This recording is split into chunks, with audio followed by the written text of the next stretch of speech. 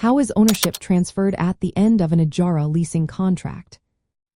In the world of Islamic finance, the topic of ownership transfer at the end of an Ijara leasing contract is gaining attention.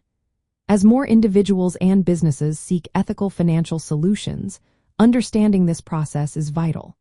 If you are curious about how ownership transitions in these contracts, you are not alone. Many are searching for clarity on this important aspect of Islamic finance. An Ijara contract is essentially a leasing agreement. In this arrangement, the lessor or owner leases an asset to the lessee or user for a set period with agreed rental payments. Throughout the lease term, the ownership of the asset remains with the lessor.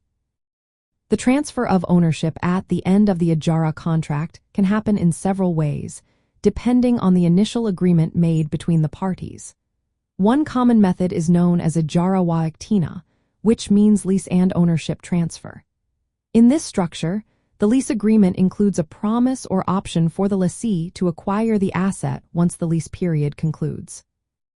This transfer is not automatic.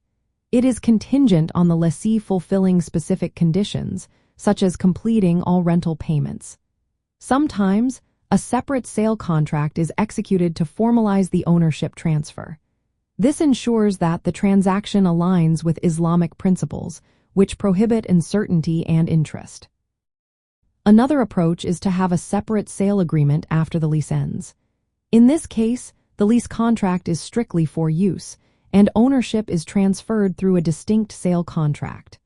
This sale must be at a fair market value, agreed upon by both parties, ensuring transparency. Additionally, some contracts feature an Ijara with a purchase undertaking. Here, the lessor agrees to sell the asset to the lessee at the end of the lease for a predetermined price. This undertaking is binding and part of the original contract. In all scenarios, the transfer of ownership must comply with Islamic law. The asset involved must be lawful, and the contract should be free from excessive uncertainty and interest. The lessee gains full ownership rights only after meeting all agreed conditions, which often include payment of all rentals and any applicable purchase price.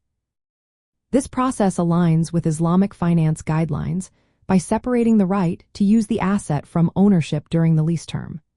Ownership transfer is treated as a distinct transaction that occurs once the lease obligations are fulfilled.